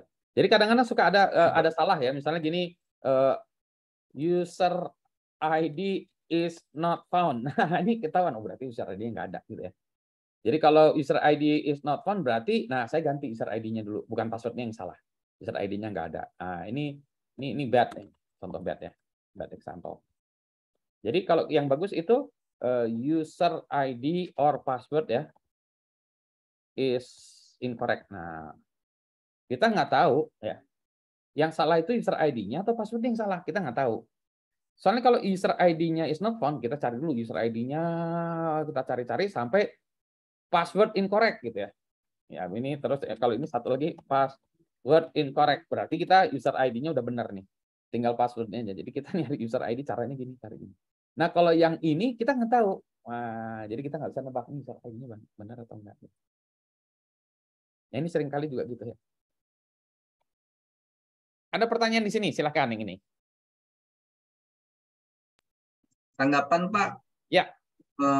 Sebaiknya developer itu membuat dua mode aplikasi, production dan development. Jadi kalau mode development, jadi dia bisa menampilkan file lengkap seperti itu. Ketika dia production, boleh mengalihkan errornya ke langsung halaman error seperti itu Pak. Nah, Bisa seperti itu Pak. Kalau kita tidak suka gitu ya, karena production dengan development tuh harusnya sama. Harusnya sama, tetapi misalnya ada switch-nya yang berbeda ya production dengan itu, karena kalau kita nguji, biasanya kita ngujinya tuh di development. Misalnya kita nguji development, wah ini kok keluar nih. Orangnya bilang, enggak Pak, di production nggak keluar. Wah, kita nggak tahu production kayak gimana. Kan kita ngeceknya nggak boleh di production, karena production lagi dipakai. Ya kita ngeceknya yang di development. Development keluar error, yang kita bilang error nih. Gitu. Oh ya. Paham, Berarti ya? jangan di webnya Pak, berarti di file log-nya aja ditampilin Pak ya? Betul, di file log-nya Jadi ditampilkan. nanti di file log-nya dibatasi levelnya, warning, error, Betul. atau apa di situ dibatasi. Jadi kalau Betul. masih development berarti level warning tetap Betul. ditampilkan. Tapi ketika dia ada production, levelnya sampai level error saja yang ditampilkan untuk menghindari hal yang negatif. Ya, untuk menghindari lognya kegedean gitu ya. Kebanyakan ya Pak. Ya, ya. Tetapi selalu tidak boleh ditampilkan ke konsol ya, selalu nggak boleh. Ya. Jadi itu bad practice ya. Jadi kalau kita ini, nah Pak kalau lagi coding kan, wah saya malas juga ya. Biasanya kalau orang ya dia detail tail lognya gitu ya sambil dia coding segala macam. Tapi kan lebih gampang lewat konsol. Iya, tapi kalau untuk production konsol itu reveal too much information sehingga bisa di attack sama user. Gitu. Nah yang kayak bikin lambat gini, enggak Pak? ya bikin lambat juga, lambat. bikin lambat juga dan bisa ketahuan. Kalau dari kacamata performance lambat, kalau dari kacamata user, security, jadi membocorkan too much information. Ini levelnya langsung kalau di security itu 3. 1 itu yang paling kecil, 5 yang paling gede. Ini langsung kalau gini itu 3.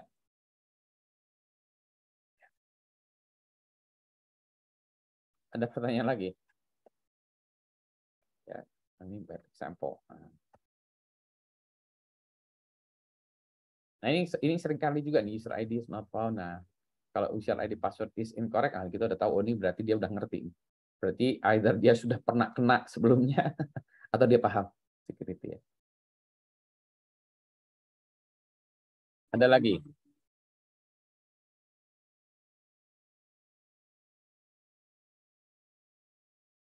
Silahkan kalau ada.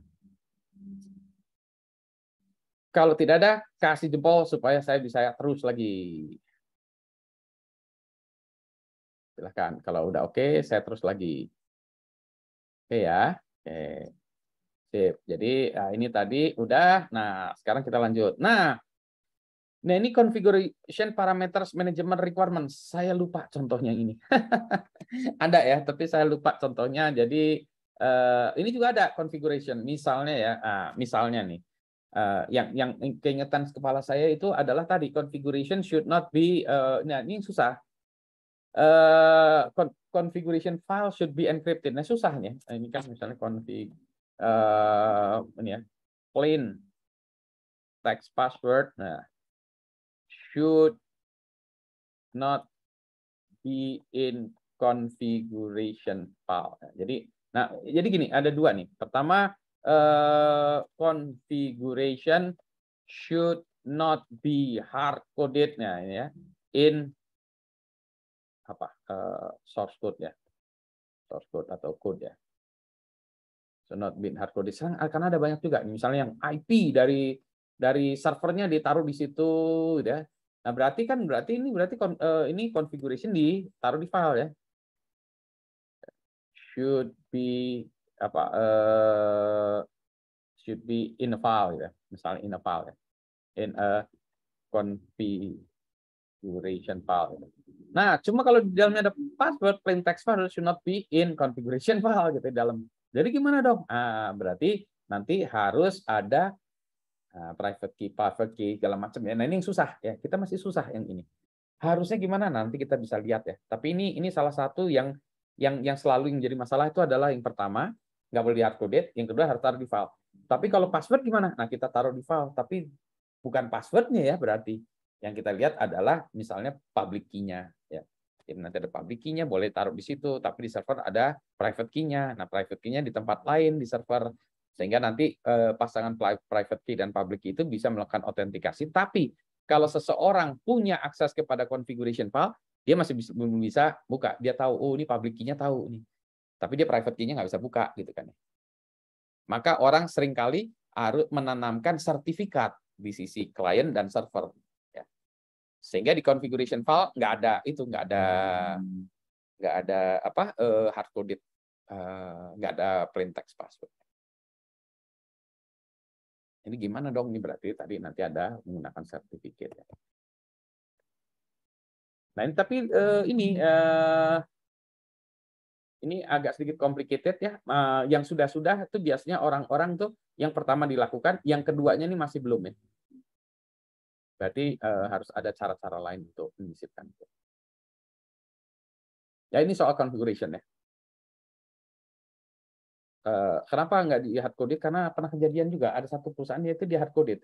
Terus dia IP-nya ganti, migrasi. Wah, itu setengah mati ya. Karena ini IP-nya ada di mana? Oh, di source code-nya. Wah, berani nggak ngedit source code-nya? Nanti kalau source code-nya diedit ternyata nggak jalan gimana?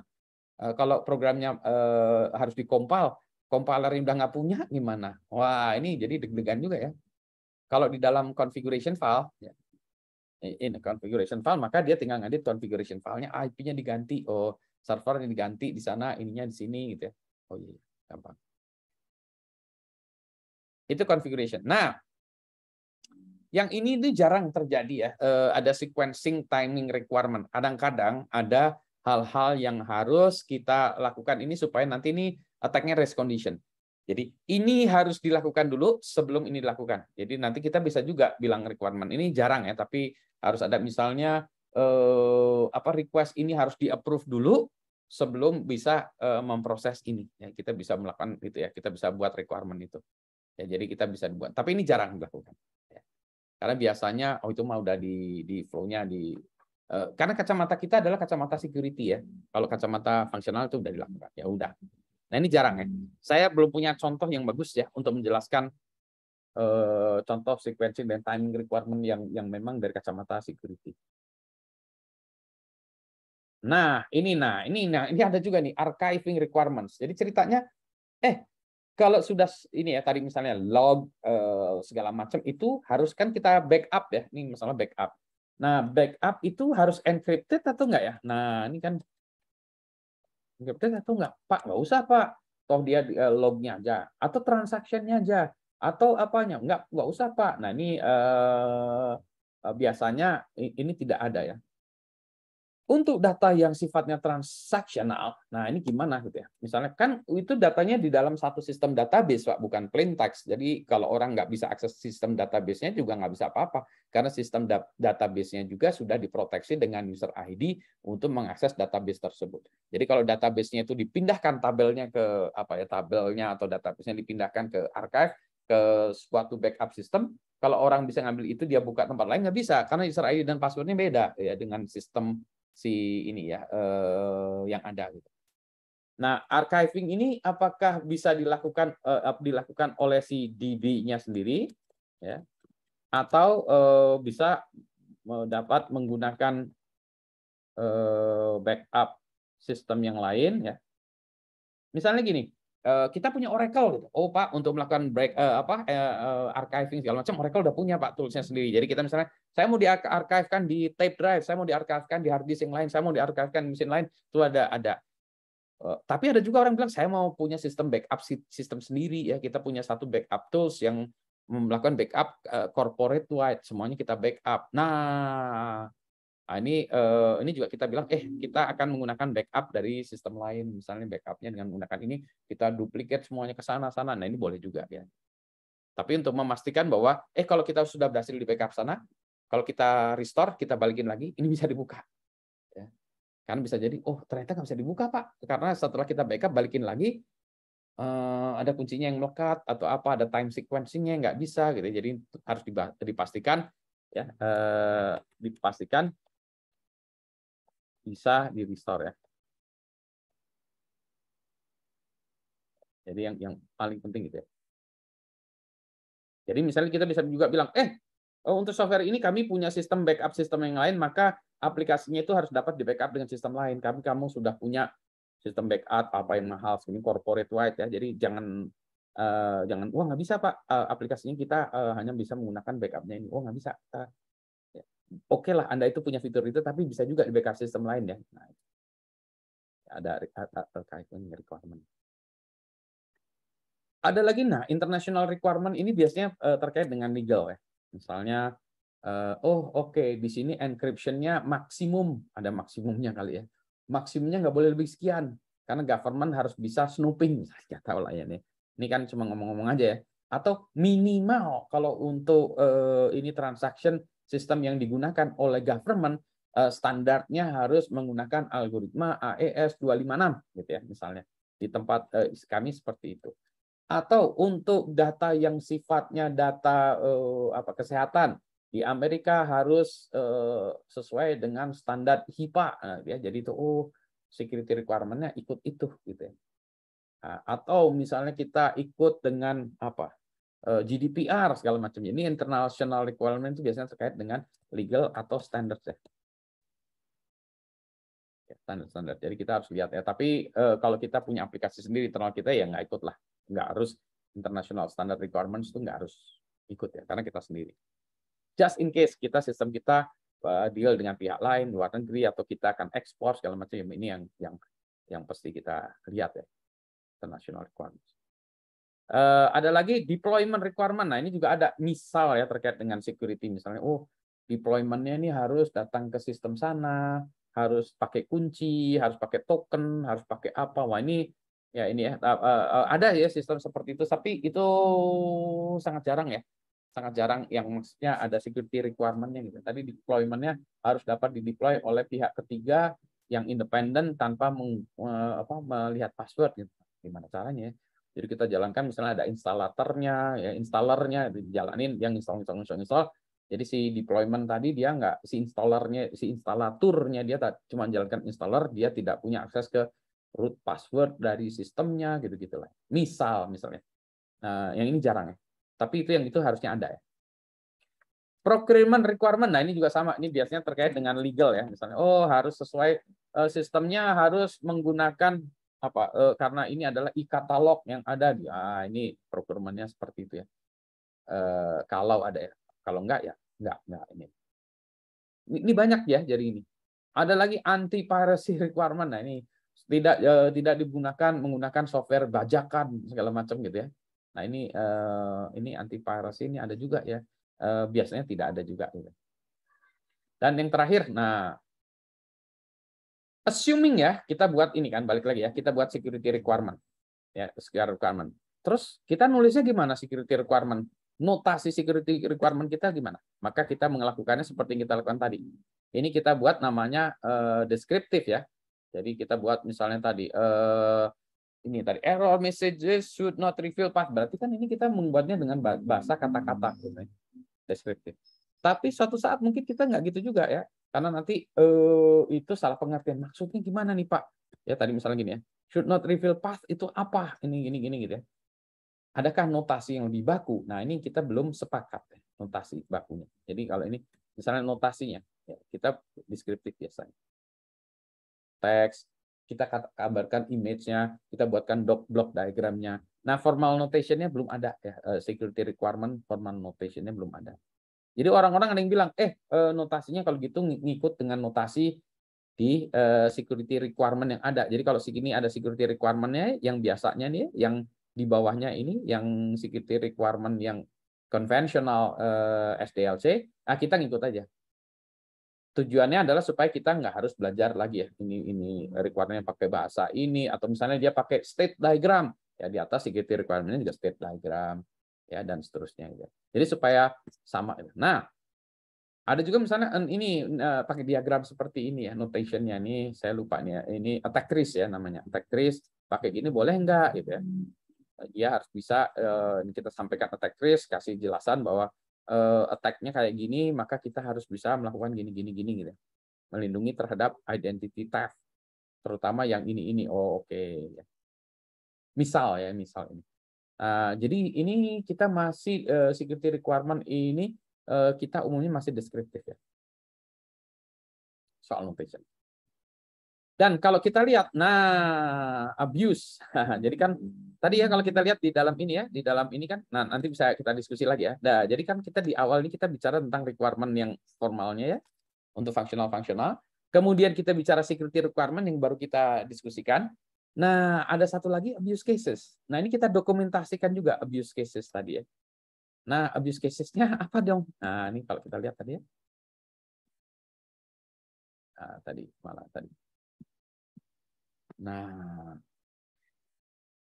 use case itu digunakan untuk menjelaskan sistem in normal operation. Jadi kalau normal operation seharusnya begini, input gini, outputnya harus kayak gini. Ini kayak gini, harusnya kayak gini. Nah, abuse cases justru bukan kayak gitu. Ya, jadi kalau ini di abuse itu kayak gini gitu. Oh, misalnya kita membuat aplikasi ya, aplikasinya untuk apa? Text editor katakanlah, text editor. Abuse case-nya text editor ini dipakai untuk membuka file PDF 700 mega gitu. Nah, kan itu di abuse kan sebetulnya. Kan ini text editor Mas, bukan untuk ngedit PDF gitu ya. Aplikasinya crash gitu kan ya. Nah, berarti kita bilang abuse case-nya ini kalau aplikasi dipakai untuk membuka file yang dia tidak bisa, maka dia akan keluar gracefully, dia bilang sorry, saya nggak bisa buka file ini, nggak ngerti atau tidak bisa, atau kita tidak punya fitur untuk membaca berkas ini, kami hanya bisa membuka text file misalnya gitu ya. Nah, abuse cases itu kita masukkan di situ bahwa ini di abuse gitu. Hanya lagi sarannya tadi, kalau dari segi security requirement aja udah susah, abuse case-nya ini adalah orang yang agak berpikiran sinting ya, agak orang nakal. Nah, jadi orang nakal ini juga harus buat lagi ya. Bah, ini susah amat gitu ya. Nah, jadi ya ini yang kita belum tahu juga ya, abuse cases.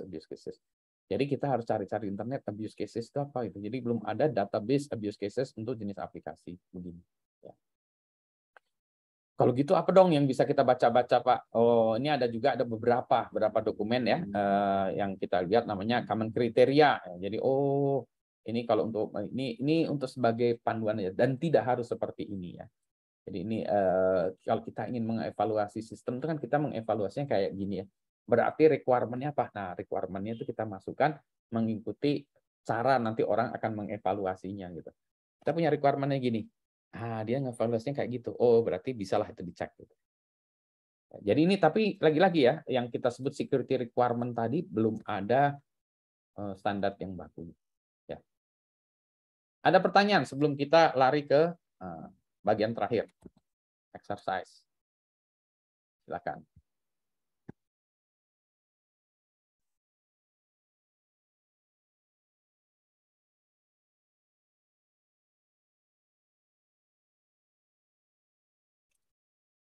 Nah, kalau nggak ada nih, saya kasih ini ya, tugas. Nah, tugas PR-nya untuk minggu depan. Nah, tugas PR-nya tuh ini. Nah, ini ada macam-macam. Saya ambil yang nomor 2 aja. Nah, tapi harus dijelasin lagi ya. A government institution is planning to create a portal to serve its citizens. Nah, citizen atau user ya can access them through internet. Maka kita harus ini kan mendevelop security requirement for this portal. Ini masih generik juga ya. Servicesnya apa ya government ini ya untuk create apa gitu ya.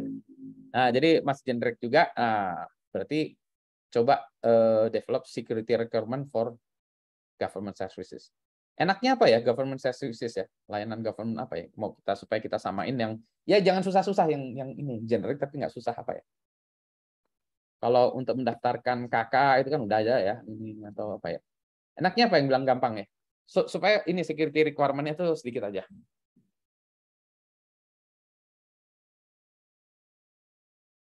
Apa enaknya? Aplikasinya apa enaknya? Aplikasi pemerintahan itu apa ya yang ini? Pengajuan bantuan, Pak. Oh ya, bansos ya, bansos ya. Bansos. Oke, Itu kan kalau banyak gitu, minta kakak nik gitu. oke, kalau gitu kita buat bansos ya. Dan ini sorry, mana ini Pak? UMKM lagi Ya. heboh. Oke, sebentar. Ini kita bilang bantuan sosial ya, kita tambahin ya. Bantuan sosial, bansos ya. Oke, saya tambahkan ya. Ya, ini, nah, ini saya tambahkan lagi. Oke, bansos ya. Jadi ini kita bantuan sosial atau bansos ya. Oke, nah security requirement-nya apa? Ya, nah tentu saja ini kan generik ya. Dan kalau kita lihat requirement-nya banyak ya. Nah, saya sebetulnya tidak berharap Anda melakukannya ekshaustif ya, nggak ada ya, nggak harus ekshaustif. Dan jangan ekshaustif karena nanti jadi capek gitu ya.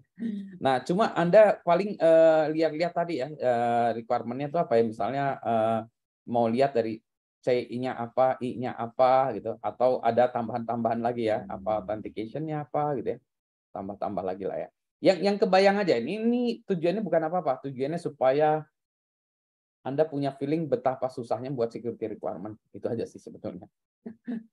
Untuk membuat bahwa ternyata susah ya buat security requirement-nya. Udah susah, banyak pula gitu ya. Ya. Jadi PR-nya yang ini.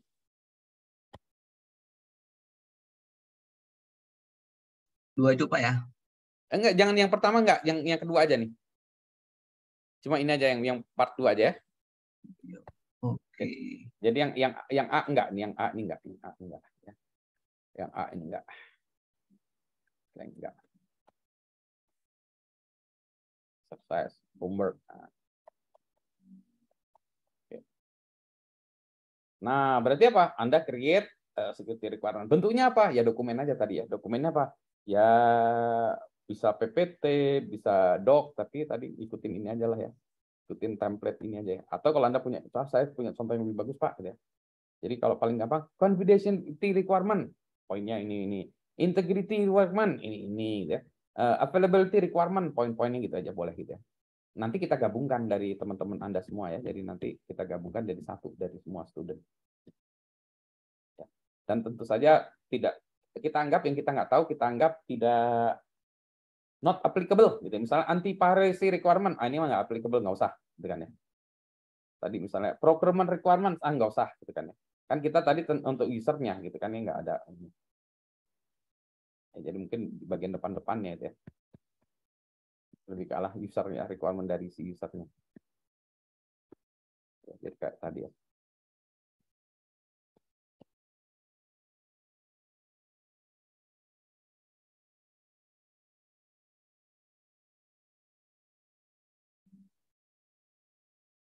Oke, ada pertanyaan sebelum kita bubar hari ini? Luring, Pak. Kapan? Kenapa? Luring. Kuliah luringnya kapan? Udah pengen luring aja ya? Ketemuan lah, Pak. Ya, oke. Nanti mungkin kita lihat-lihat lah ya kapan ininya ya. Ini saya masih ngatur schedule saya gitu ya. Materi boleh di-share? Tentu saja boleh. Nanti saya ini kan PDF-nya nanti saya masukkan ke Telegram ya. Silakan. Ada lagi? Ini habis ini saya kirimkan ke Telegram. Izin tanya Pak, Yes. kalau ITB kan menggunakan single sign on ya Pak, itu kan Ya. lebih ke session requirement ya Pak. Ya. Itu untuk ke user memang nyaman, kita tidak perlu online dan tidak perlu berulang kali login, tapi kalau dari sisi keamanan kan sepertinya rentan ya Pak. Kenapa ITB memilih untuk menggunakan single sign on Pak? Ya. Nah sekarang pertanyaannya, emang rentannya kenapa kalau single sign on? Ayo. Kalau misalnya ada kasus misalnya nih Pak, laptop kan kita login terus di laptop ataupun di HP, kan bisa jadi juga device itu hilang atau dicuri atau kita nggak tahu ya gitu Pak. Sebenarnya kerentannya di situ gitu Pak. Iya. Kalau kita tidak single sign on, bisa juga kan ya komputer laptop kita, handphone kita kecuri ya. Tetapi risikonya adalah hanya kepada aplikasi yang mana kita lagi login gitu ya. Misalnya ada 10 aplikasi, kita lagi login 2, ya paling 2 itu aja Pak. Kan nggak ada single sign on ya Pak gitu kan ya. Nah, kalau single sign on Pak, begitu ini 2, bisa kemana-mana Pak kalau dia lagi on gitu ya. Nah, itulah sebabnya harusnya single sign on itu juga ada sessionnya juga. Sehingga misalnya kita tadi ya, kita misalnya pakai notebook ya, atau pakai laptop, pakai handphone, setengah jam, nah sesi kita harusnya kita ditutup juga sama si SSO tadi. Jadi kita tetap aja harus login lagi. Ya. Tapi enaknya Pak, enaknya kita loginnya passwordnya 1, nggak harus wah ini 7 aplikasi ganti lagi gitu. Jadi sebetulnya dari kacamata itu single sign on lebih secure karena kita tidak harus menghafal 7 password ya. Iya, betul sih Pak. Itu yang itu. Nah, single sign on bisa bermasalah kalau single sign on-nya mati. Ya kan ya? Oh, Wah, itu kita sebutnya namanya single point of failure, SPOF. Single sign on punya SPOF, ya dia punya potensi SPOF. Jadi kalau itu single sign on mati, ya kita nggak bisa ngapain, berantakan semua malah. Ya betul itu. Maka yang harus dipertahankan mati-matian single sign on-nya itu. Yaitu harus nyala terus, harus redundant, harus apa gitu. Tapi attack terhadap tadi itu betul, Mbak. Attack kalau kita kecuri ini sessionnya lagi nyala, nah bisa nggak? Ya kalau aplikasinya passwordnya segala macam kita tanamkan di webnya misalnya gitu ya, saya lagi pakai akademik tadi login INA, oke itu saya tanamkan di web ya, itu jadi bermasalah. Tetapi kalau itu tadi ya kita masih harus ada time out, kita harus login lagi, masih insert ID dan password ya, itu nggak masalah juga karena misalnya kalau laptop dicuri gitu ya, terus ya orang yang dapat lagi kan single sign on ini udah expired ya, jadi dia harus masukin lagi, dia nggak tahu password kita, dia nggak bisa masuk. Ya. Gitu ya. Dan menariknya lagi apa? Kalau kita tahu, wah notebook kita dicuri, handphone kita dicuri, maka kita login ke single sign on, kita reset password kita, semuanya ke reset kan ya. Jadi orangnya nggak bisa apa-apa. Daripada kita harus mengupdate 10 password, harus update satu-satu gitu kan ya. Oh, iya. Jadi ini memang ada pro dan kontranya gitu ya.